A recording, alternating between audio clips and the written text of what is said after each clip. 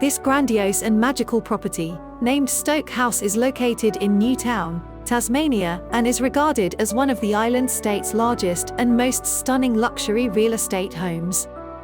The Grand Gothic Revival Mansion was completed in 1887 and constructed from high-quality sandstone imported from England and Scotland.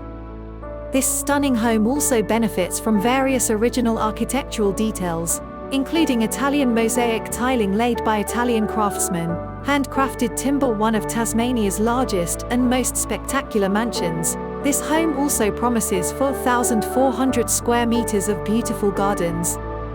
In addition, the residence comprises a large living room and kitchen on the ground floor, with the latter offering a country-style theme, an electric oven with a gas cooktop and an island bench.